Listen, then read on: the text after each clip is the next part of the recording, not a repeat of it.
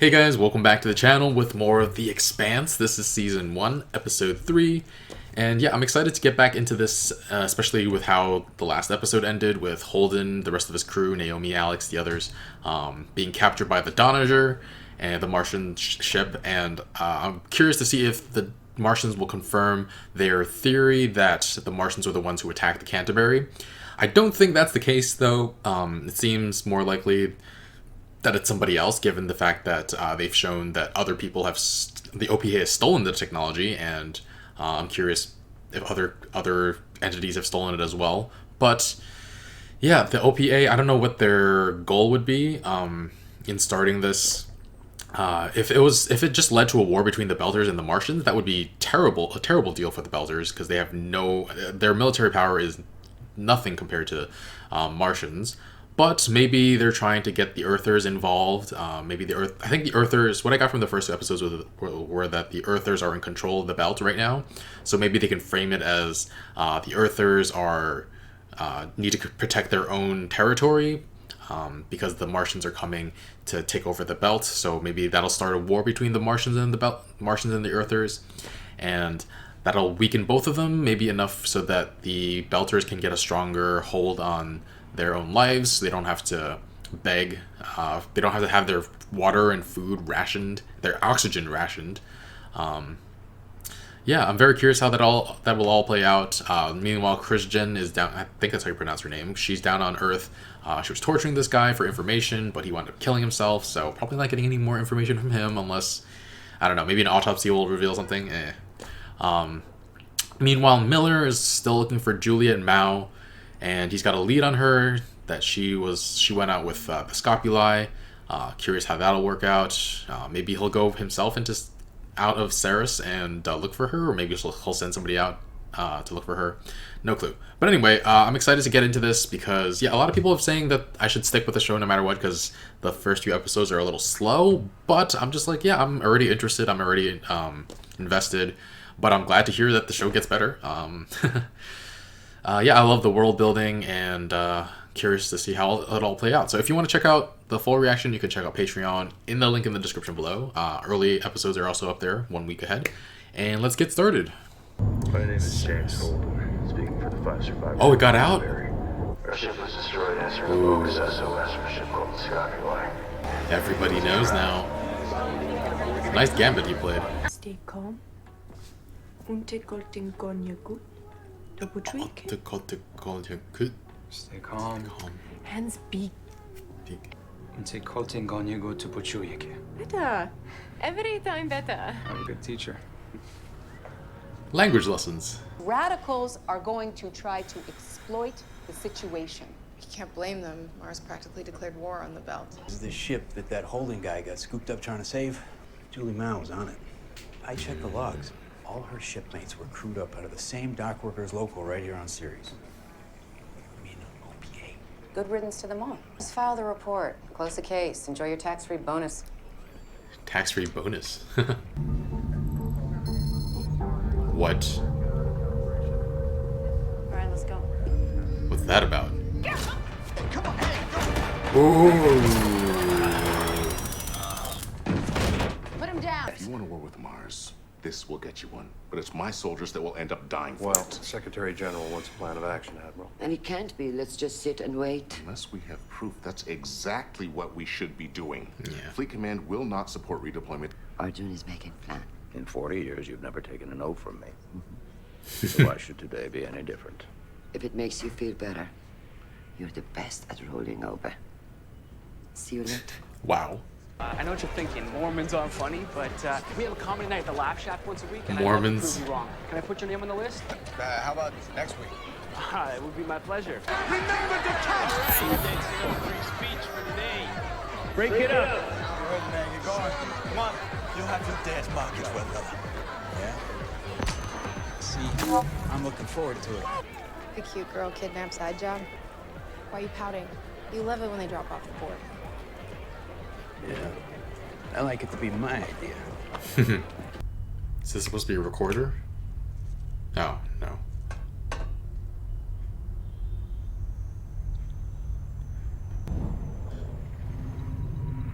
What? Does it make it hyper-focused? 8 parents, 1 child. Yes. Full genetic mix. And which female did you gestate? Well, Mother Elise had the widest hips. So, why would you destroy the Canterbury?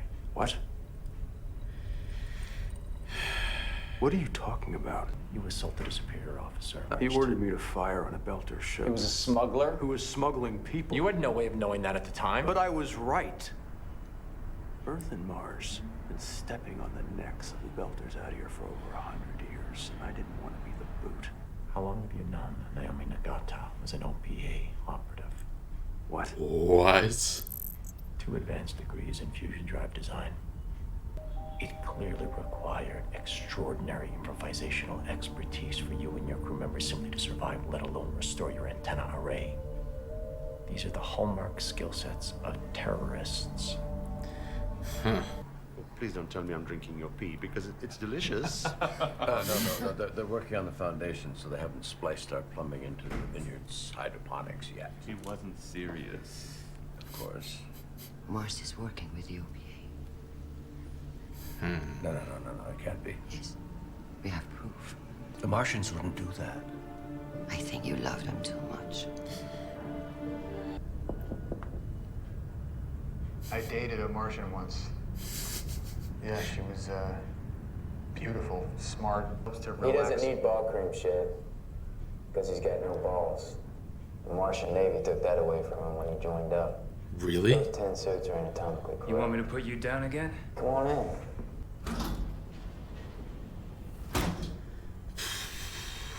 Alex. It's good to see you. I think. Mars Navy for 20 years before I shipped off on the Cant. So you're helping. Whoa there, Chief. Settle down. They let me clean up, out of respect. You honestly think that Mars destroyed the Canterbury? Why would they do that? How the hell should I know? Then think about it. Who stands to gain if Earth and Mars get into a throwdown? The Belters. How well do any of us really know Naomi?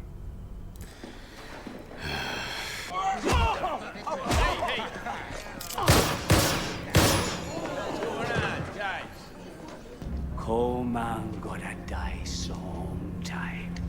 But now, give the Martians the water! You should be angry, but if we act like animals, it only justify their belief that we are. An Earth Corp may pay your salary, but you were born in under that ridiculous hat. There's a Belter yearning to find his way home. Thank you for preventing bloodshed earlier. Ceres will need men like you in the days to come. Creepy. Your educational history is quite impressive. Phoebe's a research station off limits to Belters. Belt. Do you think I'm OPA? What, we all know each other and we're all terrorists, right? Hands where I can see them, please. What was this? Belter scrubbed his dress calls all the time, 9 times out of 10 it's pirates. Our freighter captain would not have answered it. So who did? Oh. Who registered the call? It was Holden. He registered the call. What the hell is this? You join up? Wait, what? That's an option? What did you guys do? That's an option. Everything. They'll say anything to get in our heads. They told me that you faked your medical records and signed on to the Cant to get away from a drug dealer who wanted you dead. Well, that's true. Oh. Are you OPA? Unbelievable. What was my big plan, huh? To sit on a shit bucket like the camp for 5 years while all of this got set up? Sleeper agents. You ever heard of them? Well, screw you! Guys. Human shield, you ever heard of those? Here we go again. Hey! I'm ready to talk, but only to your captain. Our routine surveillance of Diplomatic Corps logged an urgent communique between Ambassador de Graaf and his counterpart on Mars. Shortly thereafter, we picked up a spike in chatter between Mars High Command and 9 MCRN facilities believed to manufacture stealth composites. The spike in chatter was panic. They were calling to see if anything was missing. And since they had to ask, it means that they didn't give it to anyone. Which means that Mars isn't working with the OPA. They didn't destroy the Canterbury. Then who did? Someone who's trying to start a war. There we go. You will put out the fire you started by telling everyone, everywhere, that Mars is innocent. That the Canterbury was destroyed through the actions of Naomi Nagata. What? Of an OPA sleeper cell. Are you willing to make that statement? We've been tracking it inbound ever since we picked up your distress call. It's not one of ours, or Earth's, and it won't answer our hails. Ooh. Return to your homes! You heard her! Get the hell out of here! Go home! Get those kids out of there! Who brought their kids to the rally that was definitely going to get violent? They're an entire culture dedicated to a common goal, working together as one to turn a lifeless rock into a garden. We had a garden, and we paved it. My diplomatic credentials have been revoked. Damn. I've been banned from Mars for life. Apparently, I'm an alarmist who caused the MCRN to expose classified stealth technology hubs. We may have stopped a war. You will do anything to win, just like your father. That's what got him killed. I won't play with you. Ever again. Never return to the planet he loves. That sucks. That's a lot of blood on his... Dead. Oh. The one she matched with?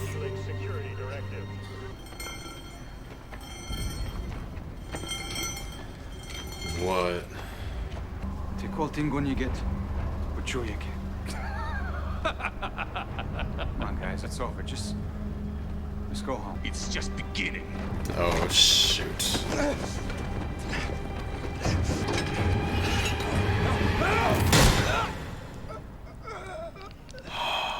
Remember the Cant.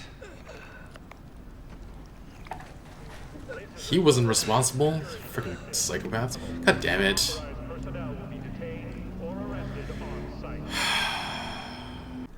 Alright guys, that probably was my favorite episode of the series so far. Holden's message goes through to everybody in the system, so tensions are high. Everyone in Ceres has even like stricter water rationing, and then there are riots breaking out, and it's the security forces, Job, Miller, Havelock, Muss, they're all trying to lock down so that the riots don't get out of hand. But unfortunately they weren't able to do that. We actually saw the guy who matched with Julie Mao on that dating app. He wound up dead, and I have to wonder if he was killed in the commotion so that it could be blamed on the riots. He got like his head bashed in.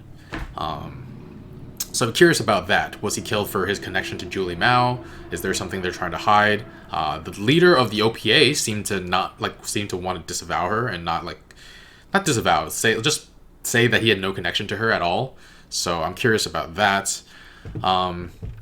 Miller was told to stop investigating Julie Mao, but he says he likes to duck out of assignments, but not this one because he likes it to be his idea. So that's pretty... I like him as a character for the most part. It's just I don't like the way he treats his ex Muss. This time he what did he do? He basically shoved some of his own duties off on her, which...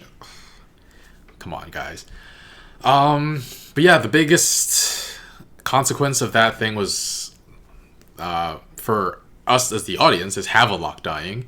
I actually thought that the sex worker he was seeing, Gia, for his language lessons, I thought she was going to be in danger when he left the brothel.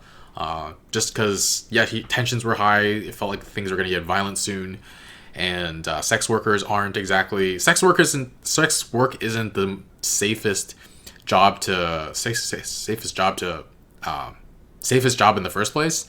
So I was just like, yeah, I don't feel too good about her prospects, but it wound up being Havelock. it's interesting because it felt like we were setting him up for something more. Like the language thing wound up not mattering.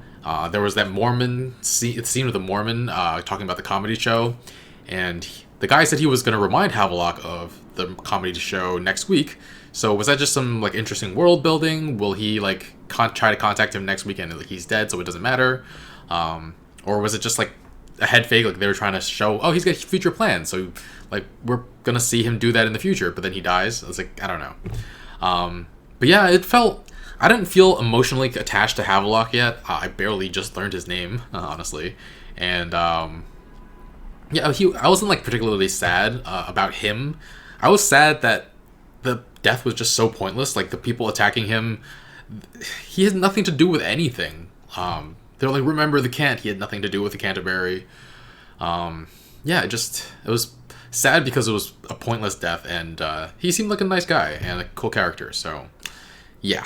And then meanwhile on Earth, Christian was like debating with the Admiral and the UN somebody. Like she really wanted to move against Mars at first, but instead she gets proof. She manipulates her friend, the UN ambassador, to Mars into revealing classified intel, into finding out that there are like 9 stealth technology centers, development centers, MSRN, I think they said. And yeah, because they were able to track who the Martians contacted, like which facilities the Mars contacted, they know that Mars was not responsible for the attack on the Canterbury because they were like panicking and trying to find out where the leak came from, where their stealth technology was stolen from. Then again, if Mars was smart, they could like anticipate that and try to communicate anyway, just to throw them off. But I feel like that's a little too complicated for this early in the show, maybe. So, yeah, I feel bad for the UN ambassador to Mars. He trusted his friend, and she manipulates the hell out of him into revealing classified intel. And like, this man's been her friends for decades. He knew her since she was a child. And yeah, he was saying that even back then, he could see his willingness to do anything to win, and that's what got her father killed, and it might get her killed as well. And he's not willing to play anymore.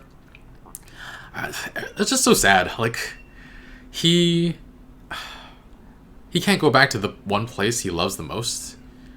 He can't even set foot on the planet. He's had his diplomatic status like revoked. Just everything about his identity is gone now, and that's really sad. I don't think we'll see him again, but it's just man. I mean, Christian had to. I don't know if she had to do it that. Like maybe there was another way to do it where they didn't throw him under the bus, but yeah, I feel like